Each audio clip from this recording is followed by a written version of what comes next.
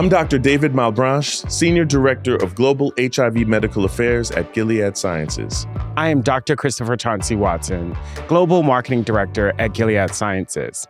Welcome to Zero Hour, a podcast brought to you by Gilead Sciences, where we will be speaking with leading health and culture experts to understand the barriers that keep global populations from meaningful, transformative care. We'll shed light on inequities, we'll celebrate innovation, and together, we'll imagine a world with zero barriers, zero disparities, zero new infections, and zero people left behind. It's possible, but there's zero time to wait.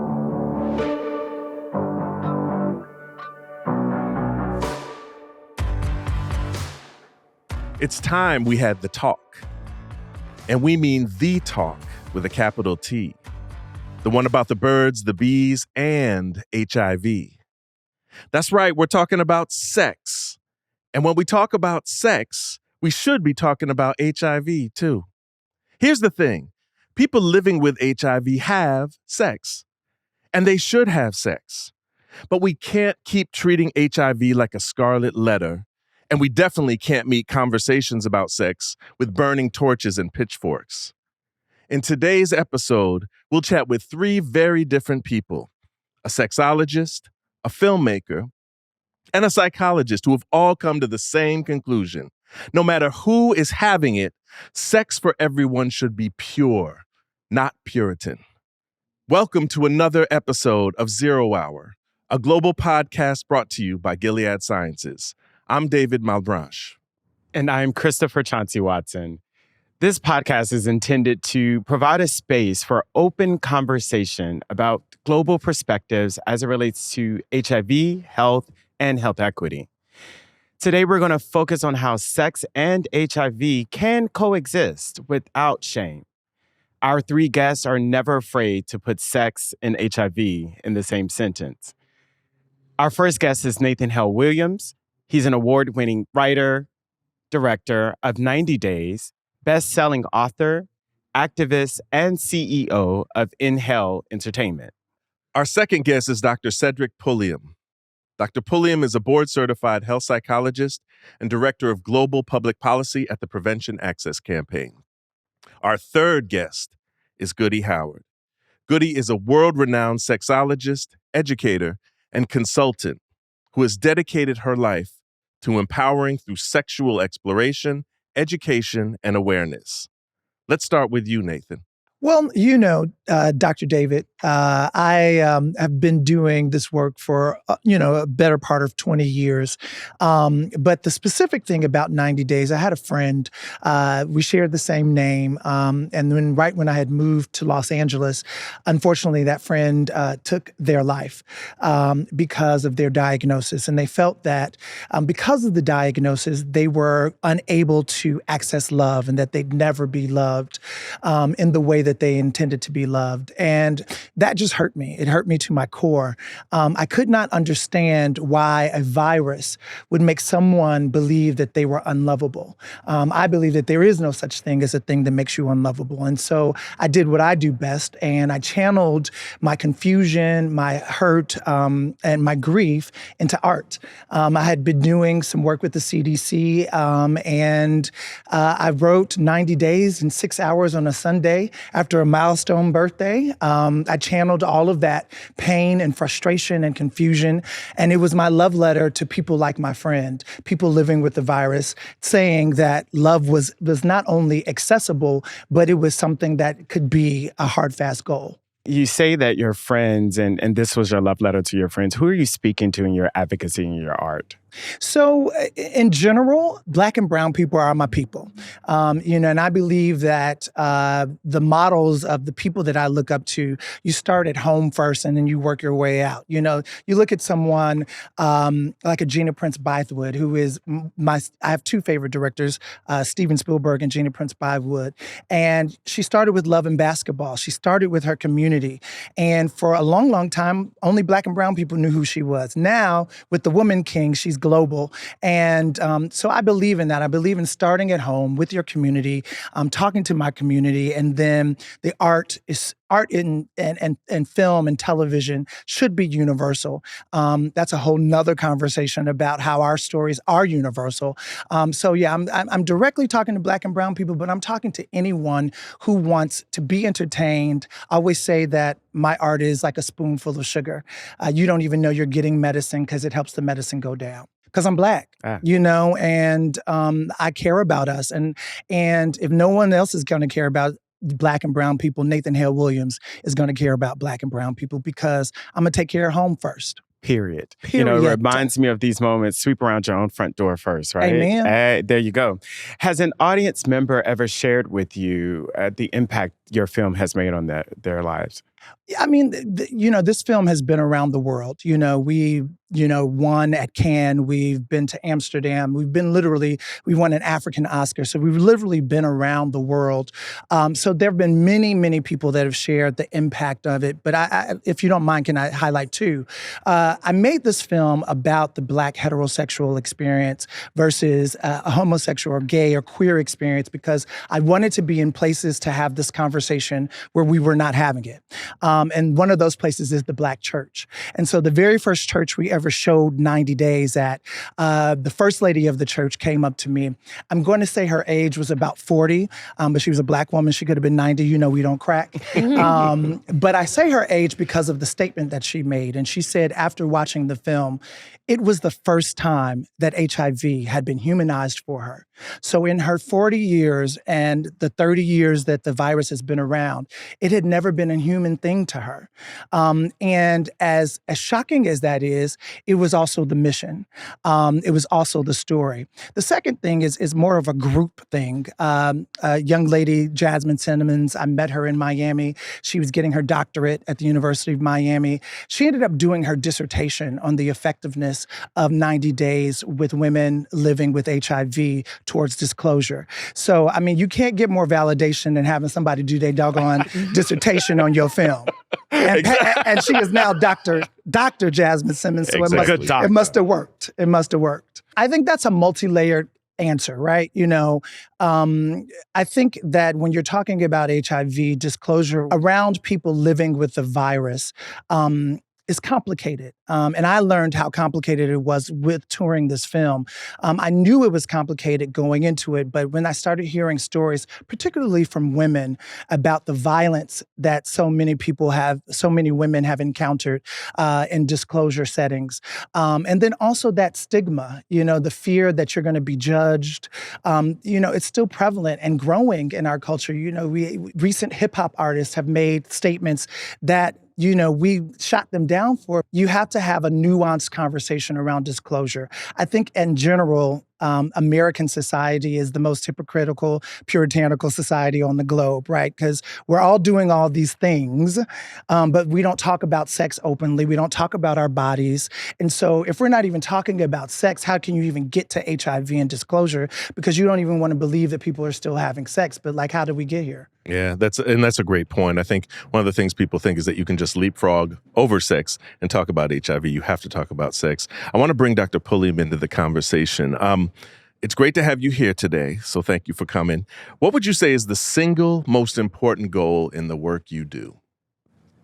Thank you so much for having me. I think the most important part of my work is ensuring people living with HIV receive the messaging that they should receive by their medical providers.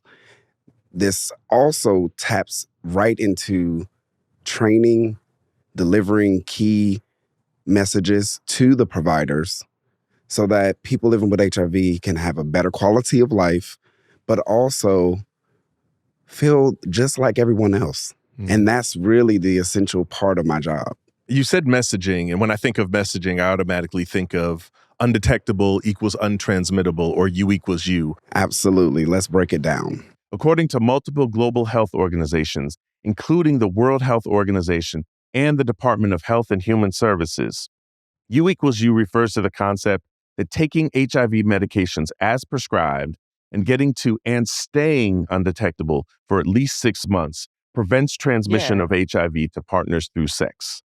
Undetectable means that the virus cannot be measured by a viral load test which is a viral load less than 200 copies per milliliter. And that particular piece is the epicenter of sexual health and health equity, because undetectable equals untransmittable gives people hope. It gives them that freedom that, oh, I can have sex and it could be pleasurable to me. It's not something that I have to fear, or I have to fear that I potentially may give my partner HIV, that they don't have to teeter around having the conversations about their status. It reduces stigma and discrimination. All of these are elements of health equity. Yeah. And you speak in this policy realm, so I want to keep us here a little bit, particularly in this global perspective. And how are global governments targeting sexual minorities in this? It's very layered. The first layer, I would say, in my travels, going to different countries, a lot of times I've seen directly where governments are utilizing dating apps and any kind of digital platforms where LGBTQ plus individuals are seeking sexual or seeking dates and having sex or meeting up with people to have sex. That's the first thing. The second thing that I really think is scary is that, there's many elements of tourism and people coming in and out of different countries that do identify within the LGBTQ plus communities. And that unknown knowledge and fear of the laws that exist in these countries, the homophobic or transphobic laws that exist, the fact that sometimes they're targeting you at hotels or sites or restaurants and malls, like who you are with is important in certain countries. That's the second key that's really, really important when you think of sexual and gender minorities and how government is tracking. And you know what? That actually brought me to an idea. When we talk about sexual and gender minorities, sometimes we talk about men who have sex with men or queer folks or transgender, non-binary. We always use those terms. But something that came to my mind was sex workers. And I thought about that part of it because that's a conversation we don't always have. And you say tourists coming into different countries. And a lot of these countries that may not have the means, that are under-resourced for the HIV prevention, education messaging, and treatment messaging, are also places that are big with sexual worker tourism. Can you speak about that a little bit? Absolutely. Sex work is work. That's the first thing I'm going to start with. Let's say that. And a lot of governments don't recognize that. Many governments around the world. So the fact of the matter is, the tourists that are coming into these countries, a lot of times on business, right? They're working. They're partaking in sex work. They're hiring men, women, whomever, trans, whomever, for a week, a day, you name it. The main thing that really doesn't get discussed a lot is, how are sex workers being treated in these capacities? They're not being allowed to document this as work. That's one inequity that exists. They're not able to sometimes speak freely about what they do. When they're trying to seek health care, that health equity piece coming in, a lot of times when they're filling out a form, they don't know which one to select because they're fearful of the stigma, the discrimination. Am I going to even get care today because I checked this box? That's the issue sex workers see. Yeah. Thank you for that. And I want to transition, because we've been ignoring our queen at the table. Hey, Goody. Hi. You've defined the relationship that the United States has with sex as puritanical. Mm-hmm. I mean, just in regular language, it means that everyone is having sex. We're a sexualized culture, but we're not a sexually educated culture. It's the hypocrisy of it all, right? A lady in the streets and a freak in the sheets kind of thing.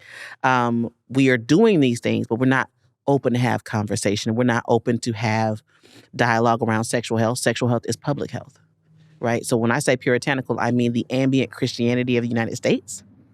So it's certain pieces of that, but the pieces that are oppressive or repressive are the main ones I'm speaking to. Indeed. So given that context, how can we better educate We talked about heterosexual women sometimes being ignored in these HIV prevention and sexual health conversations. How can we better educate women and empower them both with regards to sexual health and how that intersects with pleasure and HIV prevention? I think the main thing with I don't even say heterosexual women that have sex with men, because you can be a lesbian and still have, sex with a man occasionally, right? The messaging and the media needs to point to us. The media needs to show us, highlight us, including a lot of times there's still this stigma of, people think HIV is a MSM concern. It's not our business. Define MSM for me. I'm sorry, men that have sex with men. There we go. Okay. Right? It's a queer disease. It's a gay disease. It doesn't have anything to do with me because I like men.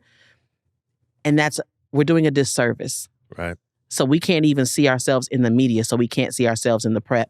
We can't see ourselves in the protection. We can't see ourselves in the testing. We don't see our partners represented either.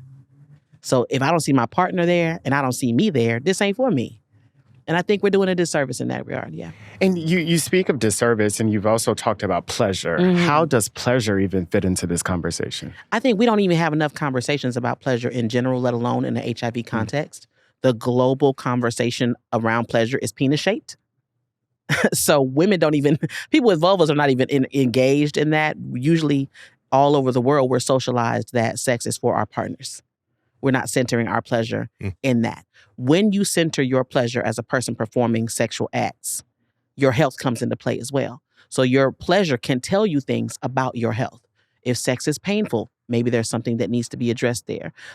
If your erection quality, clitoral or penile erection quality is different, that tells you something about your health. Your ability to get aroused can speak to your general health. And so when we disconnect pleasure from health, we disconnect sex from pleasure, people get lost in the sauce. And they don't know where to start, where to go, where to look. And if I'm having challenges with my pleasure, I can't talk to my doctor about that. I don't know what that even looks like. And if my doctor will say, have you been tested for HIV?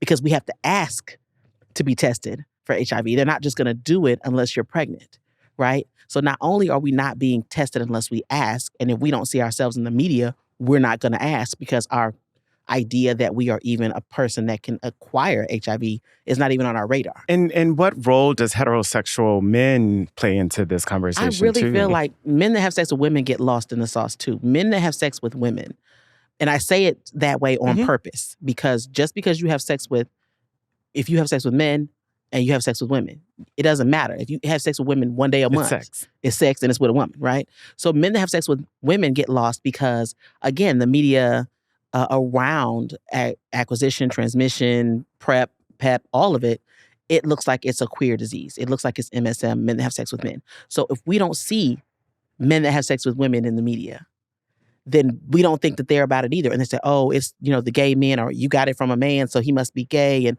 all these things, as if being gay is the worst thing you can be, right? Yeah. Come on. So I think that if we don't include heterosexual men or men that have sex with women in the media, in the messaging, like Dr. Cedric was saying, we get lost out of that narrative. Yeah, I think it's one of those things where the epidemiology or the statistics that we see in public health kind of drive where the messaging is. And you can understand that because when you see a fire someplace, you want to put out that fire. But when you're talking about prevention, you want messages that go out to everybody. Even in a public health perspective, we're looking at the numbers and the data.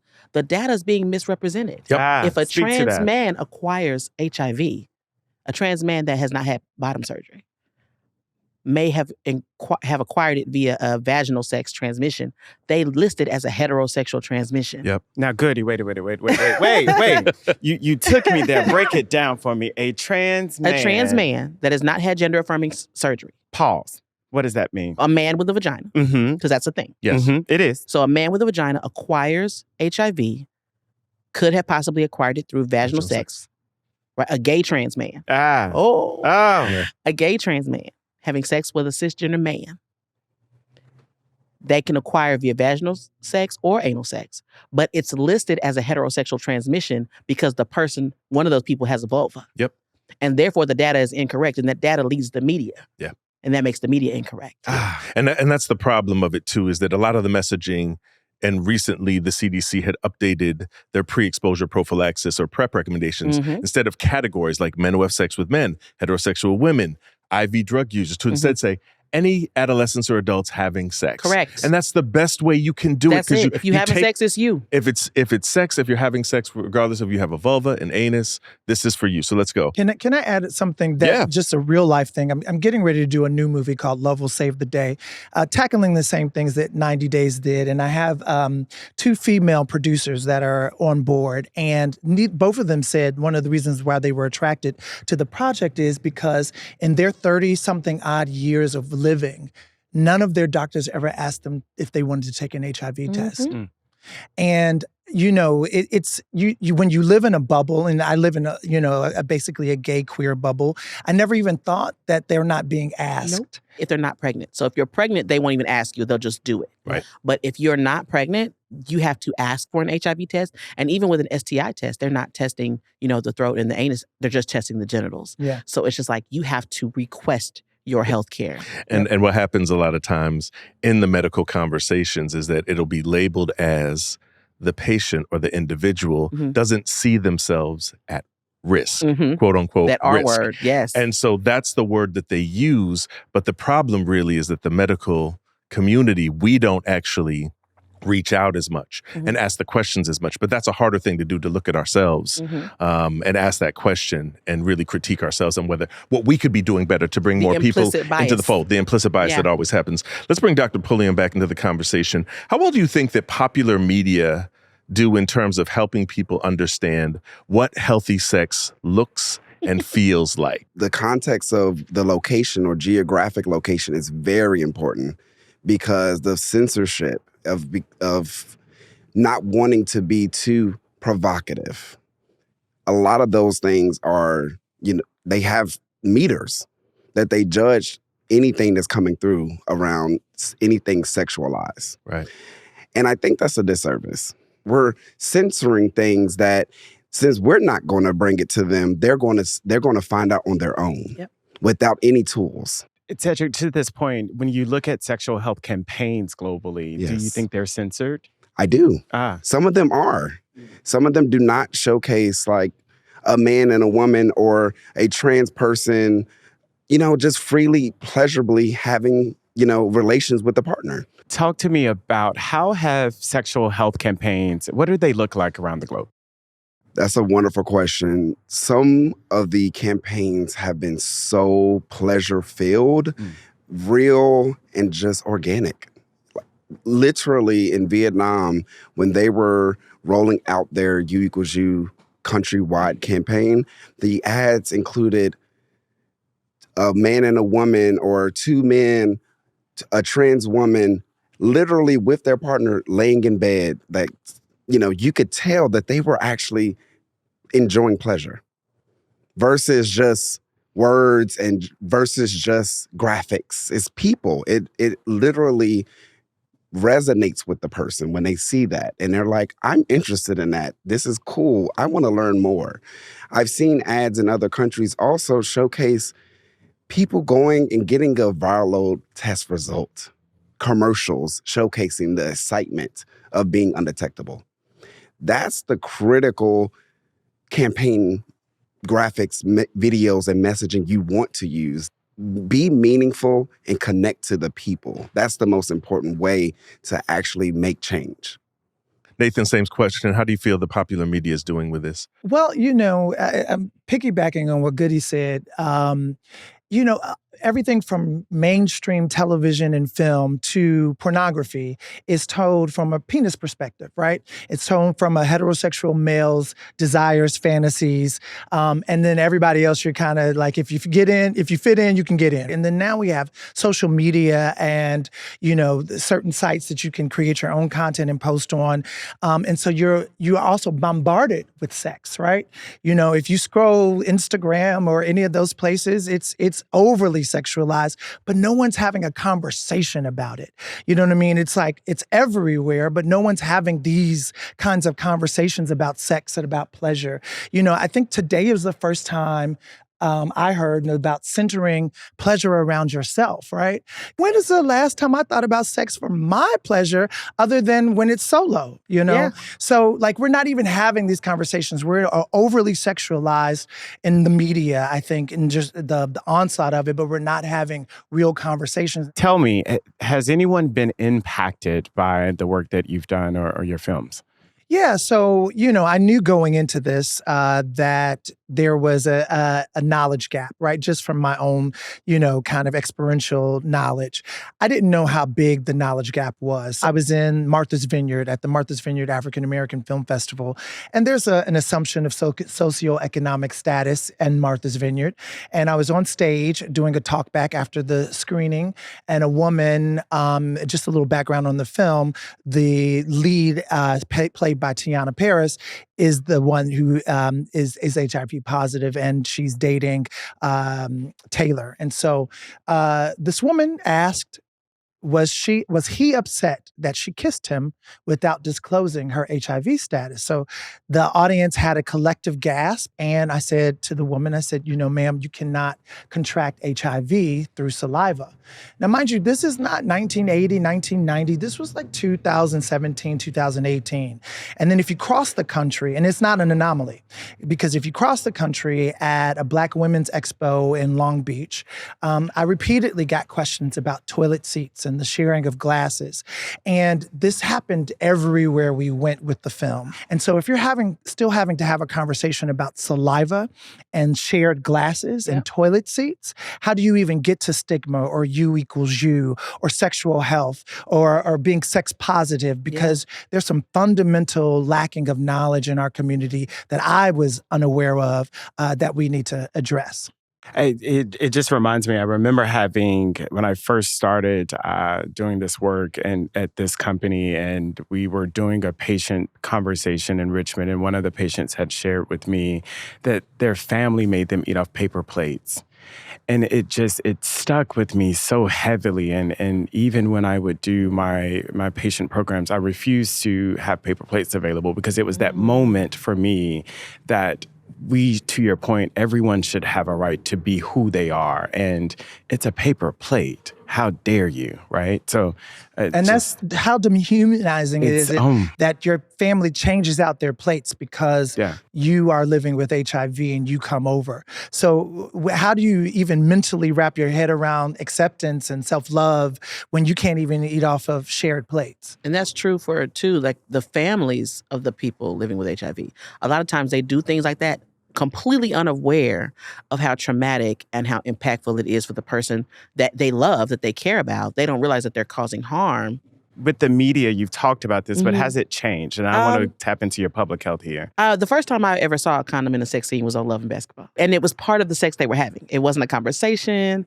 They didn't stop and like, oh my God, with the condom. I think media, it's hit or miss. So with gender and sexuality expansive sex scenes or queer sex scenes, there are some shows that get it right. Like P-Valley gets it right. But again, making condoms a part of the sex you're having, putting a condom on with your mouth or something like that, those are things that the media does not do. And to your point of social media and like these kinds of conversations, my colleagues and I cannot run ads on social media. My colleagues and I cannot go live at certain points. When Roe v. Wade got overturned, I could not go live for 3 days. I was banned from going live. So it's very strategic because we have to be as accessible as porn. Sexuality education has to be as accessible as porn, and it is not.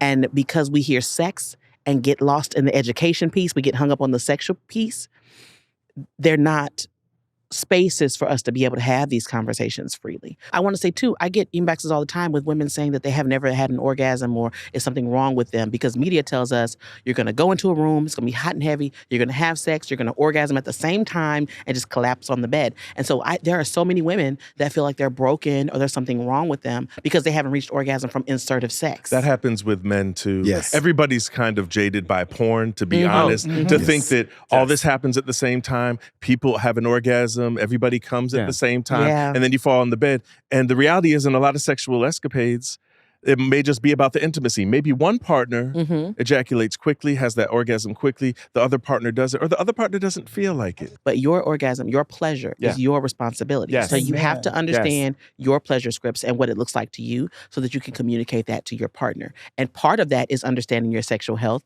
maintaining your health status, whatever that is, so that you don't have that in the back of your brain so you can fully connect to your pleasure when it's time to have sex. Listen, You have revolutionized my life. this Yes. is the revolutionary. Yes. Start with understanding what makes you feel good. That Yes, sounds like you have what to you're understand saying. your pleasure script. If Yep. you don't know, how can you tell somebody else? Exactly. Script myself. And I do want to ask, and I'm going to come to you, Cedric, to give Goody a little bit of a moment to think so she's an advantage here. Finish this statement for me. I will end the epidemic by... Ensuring that access, equity, inclusion is a reality for all people, regardless of their HIV status, and specifically, though, those living with HIV. Come on. I will end the epidemic by... Creating art and content that empowers, educates, and inspires people to take care of themselves and to know what's really out there and to take ownership over their sexual health and their lives and knowing more about HIV. Come on, Arts. Queen Goody. I will end the epidemic by... I will end the epidemic by helping people expand their understanding of human sexuality and connecting to pleasure with confidence, which includes PrEP, condoms, and U equals U. Goody, when we talk about just pleasure and sex, what does that look like? How has it changed? Is it generational? Oh, it's definitely generational. I get booked for Sex Week a lot, so I'm on college campuses often. And these kids, the administration will book me and say, we want to, healthy sex 101, talk about condoms, talk about the different kinds of sex and blah, blah, blah. And I get in and I do my little spiel with my slides. And then, of course, I open it up for Q&A because that's how you really get to the meat and potatoes, right? These kids are asking questions like, how do I train my sub to do da-da-da-da? What? When it comes to spit play, what is the viral load? And blah. And I'm just like, wait a minute. They wanted me to tell y'all about condoms. Y'all talking about snowballs and, polyamory. And so the kids will be okay. The children are learning and researching, and I think that they're taking their sexual health seriously. They're in it for real. There you go. And it says the children will lead us. The children will, honey. If Okay. they talking about their subs and their polys and, their polycules and whatnot, asking me questions about spit play and viral load. I need to take a class. And the all of things the are being said, yeah. things. They all going of the in. things. How can I protect my dorm room if I'm into golden showers? And so those are the kinds of questions that the kids are asking. But the administration wants me to talk about, types of sex. What is manual sex? The administration is of age where Mhm. that was still closing the door. It has to happen at night. Oh, and, yes, very much children that. needs to be in the bed. And I say, well, we can just do Ask a Sexologist where they can ask anonymous questions and then ahead of time, and I can come in and answer them so that we have a student-led conversation because the administration is out of touch with the kind of sexual pleasure, sexual health priorities, and just sex in general that these kids are having. People think what I do is like just orgasms and rainbows, right? But it is applied linguistics. It is critical race theory. It is public health. It is social work. It is harm reduction. It is trauma-informed. People don't get the fact that there are so many layers to having discussions around sexual health and pleasure. It's not just sexual health and pleasure. It's life. Yep. If you're living, your sexual health and pleasure is a thing. So it's life. Well, you're living because two people had Some sex. sex. Yeah. Period. Okay. I don't even say this wraps up this episode. This is just a pause. Yeah. It's just a pause. I want to thank you all, Nathan Hale Williams, Cedric Pulliam, and Goody Howard, for joining us today and really understanding what healthy sex and a healthy conversation around sex and HIV prevention can be. We hope that you've enjoyed listening and learned something new about why, when we talk about HIV and health, sex needs to be a part of that conversation. 100% right, Chauncey. And for those of you listening in, if you liked what you heard today, don't forget to subscribe to 0 Hour wherever you get your podcasts and look for it on YouTube. For more information, please also visit GileadHIVtogether.com. This presentation is protected by U.S. and international copyright laws and owned by Gilead Sciences. The podcast should not be copied, reproduced, or distributed in whole or in part without express permission from Gilead Sciences. The views expressed in this podcast are not necessarily those of Gilead Sciences.